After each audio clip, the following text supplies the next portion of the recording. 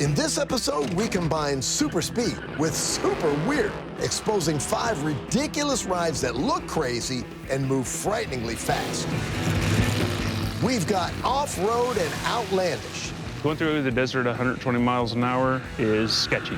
That's part of the fun of it. Adrenaline, that's where you get your excitement. Beautiful but bizarre. Race it, go 200 miles an hour, drive it back home. Car really ran flawlessly. And daily drivers that are daringly different. It is the fastest milk truck out there. 0-60 is still surprisingly quick on it. Standard car, really.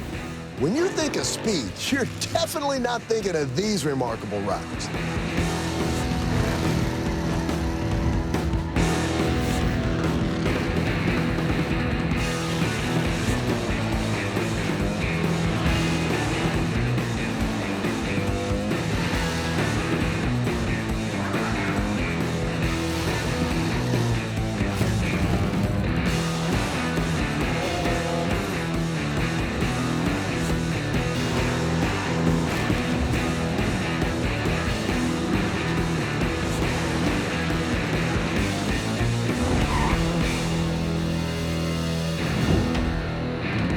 Before supermarkets and convenience stores, there was the milkman and his milk truck. No, there's not many out anymore. They're hard to find. Most of them have rusted away or been in accidents or just scrapped. Once a common sight, the milk van was not known for its speed. You'll find a few here or there, but people get pretty excited when they see it because everybody knows, you know, the milkman in that generation. But you won't find any milk bottles left in the back of this milk van.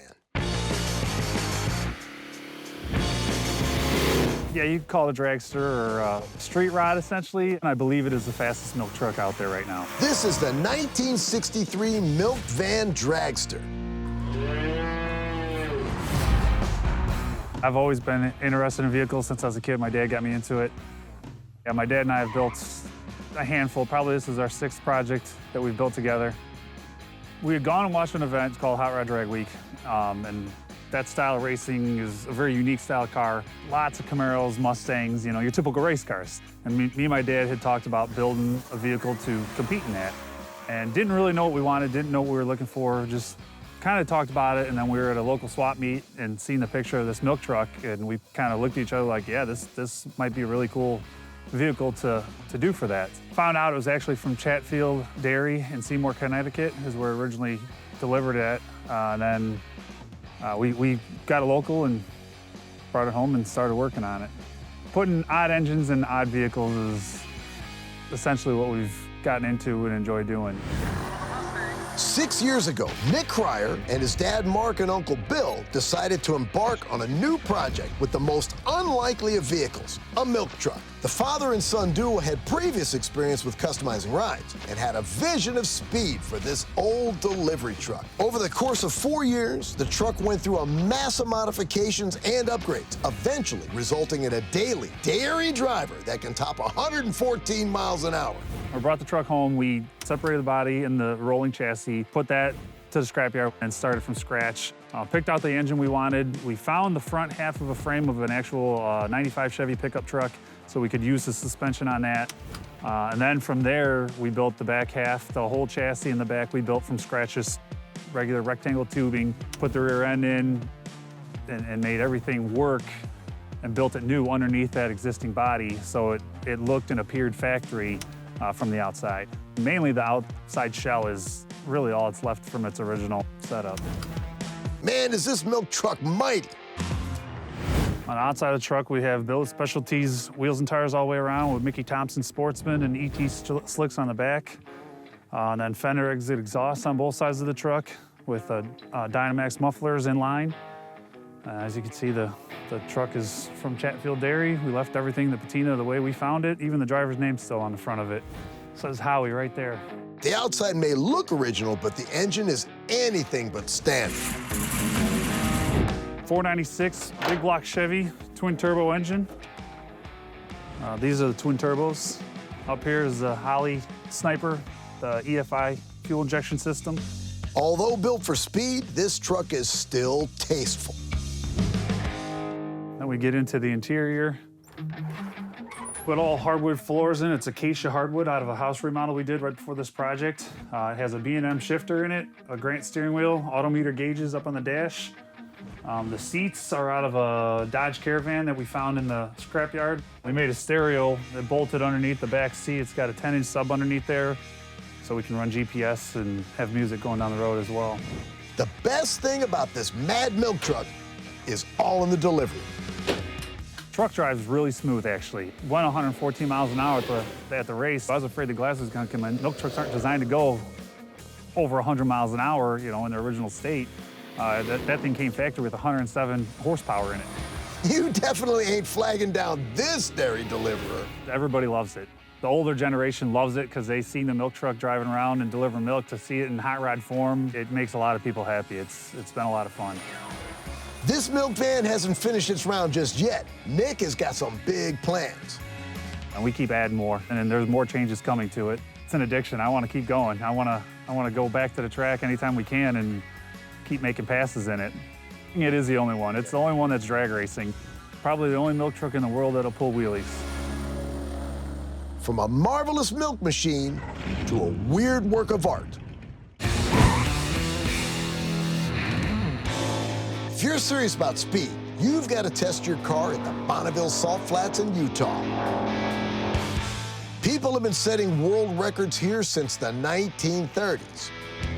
The idea going around this was to make a street-legal, drivable car that we can drive cross-country to Bonneville, race it, go 200 miles an hour, drive it back home, 1,400 miles each way.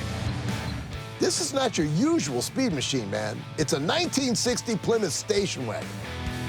I had an idea, and I just kind of stuck with it. I didn't really care what other people said. This is what I wanted. This is Project 606. I love wagons. I am a big, Mopar forward-look guy. So when I found this car, I had to have it. The initial idea was to build a hot rod with it. More of a street car than anything. Pro touring, maybe. But then Greg found himself getting more into the land speed racing scene.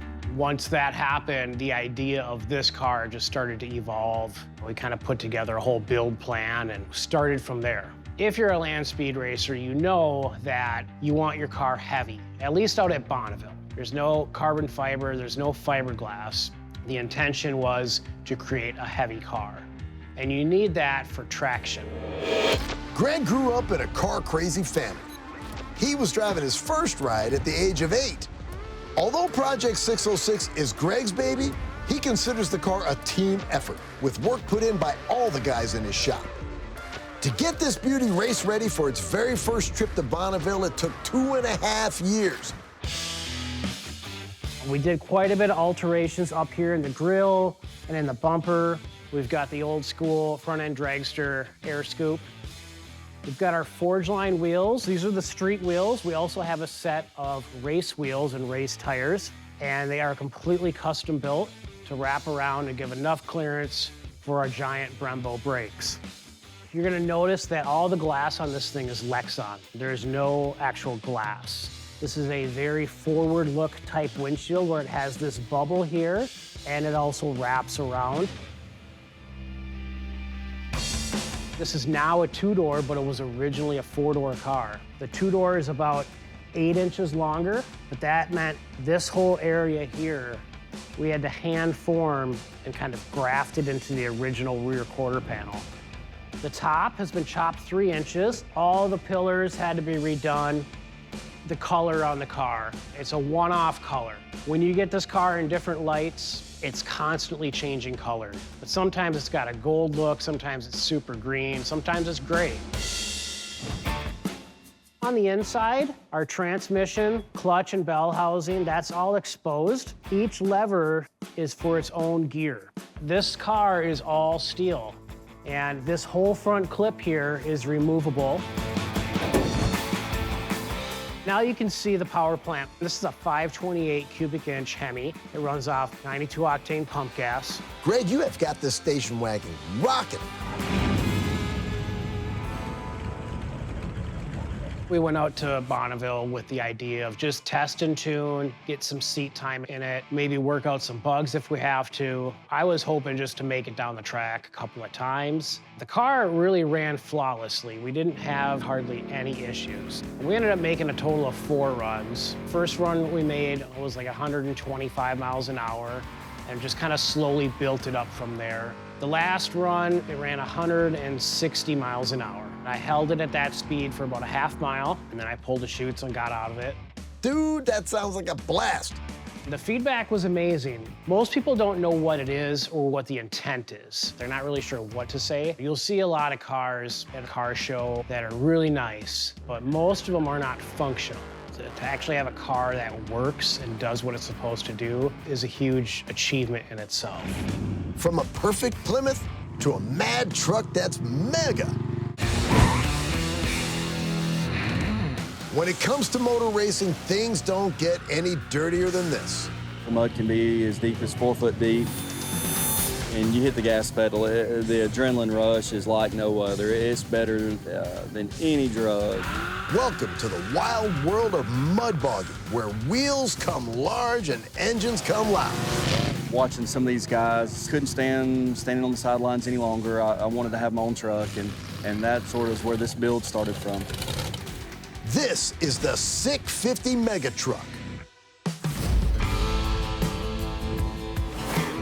The original truck is just a 2-wheel drive lowrider street truck, 1950 Chevrolet. I bought the truck. It was basically just rusting out in a pasture in South Carolina. We've changed every bolt, every nut bolt, every piece, every part on the truck. Set the axles. Basically built the truck as a complete truck in the shop. We tore the truck back down, sent the chassis and all the parts and pieces off to the powder coater. Then we took the body, painted the truck, added all the chrome accessories. Couldn't have turned out any better. Transforming the 1950 Chevy into a SICK 50 Mega Truck took just 12 months. Its 540 blower motor now churns out a massive 1,300 horsepower. To soak up the jumps, it's got 20-inch shocks and monster tires that have been cut and scooped for more traction. It's sick, all right. This here is the sway bar system. This helps keep the truck jumping good, landing right, keeps it level, helps with the steering. Very important on a truck like this. Got the full roll cage, 5-point harnesses, special seats. Safety is definitely #1 priority. With racing about to start, it's time for a last helmet check before hitting the mud. This is a Trucks Gone Wild event. There'll be a 3-truck team. We're pulling the tire. Usually there's hill and hole event. That's where we jump the trucks. There will also be mud drags where we're in the mud, side-by-side drag racing.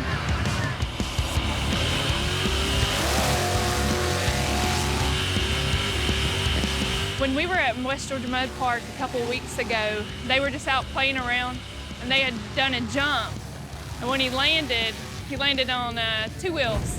And that is probably the most nerve-wracking thing, is just knowing that there is a possibility that they could flip. You come out shaking and the grin on your face, and there's just nothing like it.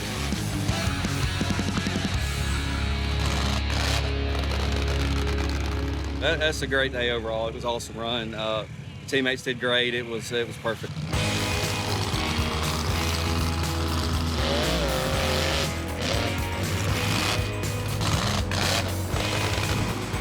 It will not ever be for sale. I'll hang on to that one and give it to my son.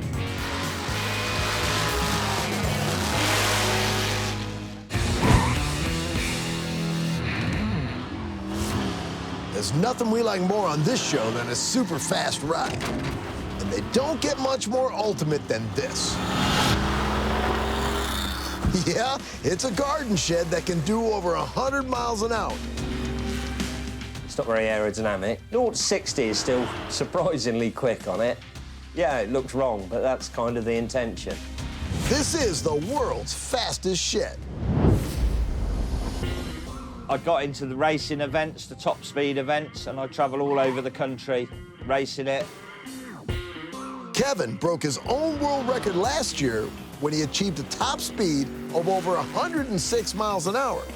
Just kind of came up with the idea. I had a car sat there I was going to scrap, so set to and built it. The actual build took me 7 months from start to finish. A lot of man-hours per week. The classic car brigade sometimes frown upon it with things like, this can't be legal, but of course it is. Kevin originally came up with his plan for a super fast shed back in 2015. He initially used an old Volkswagen Passat for its cabin and engine. He set the first world record in 2017, driving 81 miles an hour. Since then, he's gradually upgraded the engine and now powers his shed with an Audi RS4. I built the car, actually, on my own drive. I was fortunate with the weather the year that I built it. It was interesting because some of the neighbours kept saying, "What are you doing? What are you doing?" Well, can't you tell? What you can't see in the pictures is how much steel work is actually underneath, or the timber work. It's not just a timber shed plonked on a car, far from it. It's fully serviced, fully maintained, the same as any car that you use on the road. It may be street legal, but it would certainly freak me out seeing this thing on a road. I've recently fitted cameras all around to give you much better vision, much safer for driving on motorways. Electric windows, nice comfy seats, lovely armrests, but plenty of space. Sort of standard car, really. If you say so, Kevin. All the original cars just inside it here. You've got a complete steel frame right the way around it, steel under here. And here's the nitrous system here, which goes on, it's all underneath this cowling. Nitrous oxide, which many of you probably know that, it's actually laughing gas. And at certain times, you get your revs high enough, you squirt it in, and I've got a wet system on here, so it adds that and fuel to give me an extra 75 horsepower. When people see me driving the shed, A lot of them like it. They just think I'm mad. When people actually go in it, they realise it's not as mad as what they first think. I thought I was hallucinating. It's fabulous. And I'm considering to put wheels on my shed. Yeah, no, on your bike. I'm incredibly proud of building it, for the fun that we've had in it, the places it's taken us. They say it's mad, they say it's brilliant, they say it's fun. A lot of people say why, but the good thing for me, it just makes so many people smile. From a high-speed shed to a rad ride that rallies.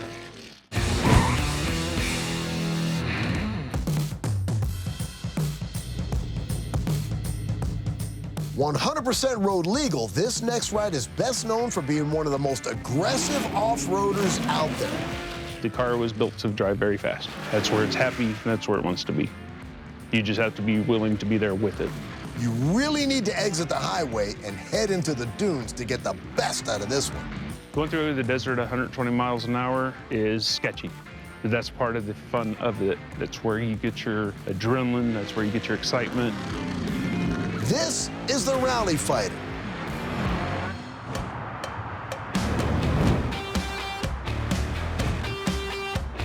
It's a very capable car, and you can only go as fast as the person in front of you. Most of the time it's 35 miles an hour. That's why I like coming out here in the desert, and if I see a dirt road alongside the road, you're gonna see my car on that dirt road than you are on the street. Russell's Rally Fighter is a high-end kit car. It's based on a design by off-road racing fans. Russell helped assemble it in Chandler, Arizona. Went to the factory, I used their tools, got in there with my hands, started with a bare frame, built the car to completion, and driving it home 30 days later. Russell spent over $100 grand to create this super slick off-roader. It borrows the best of several popular cars. The V8 engine is out of a Corvette, while the steering column comes from a Ford F-150. Plus, there are details from a Dodge Challenger and a Mazda Miata. The car's top speed is a mighty 135 miles an hour. The car only gets bumpy when you're going slow. The suspension's dialed in, tuned up for going at high speed. Airflow going through, keeps the engine cool, keeps everything running well, and actually the faster you go, the smoother it is. I got about 20 inches of travel in suspension, allows for driving really fast out in the desert and taking some of the bigger jumps and whoops and anything you majorly come across. It can be very dangerous, but you prepare for that with having 5-point harnesses, which I've installed. I'm in a full tube chassis, full cage around me when I do get crazy. I'm usually only by myself, so I don't have to worry about anybody else injuring. Careful, dude. My friends and family, they think it's awesome. They constantly want to drive it, but I guess I could say I'm selfish. It's mine, it's my toy. Get your own. I get an insane amount of attention when I'm out driving. I want one, 3 words, right? A unique car, great looking car. Yeah, I thought it's something from the future, something pretty wild. Sometimes it's fun, sometimes not so much. Most of them are, what kind of car is that? They come up and they start asking about the specs of it. Some of them go, is that a Miata or is that a Corvette? I even had one person ask me if it was a Range Rover. No.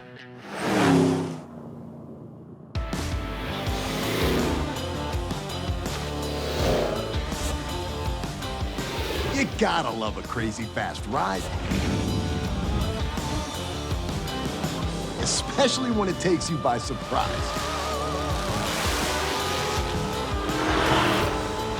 See you next time, right here on Ultimate Rides.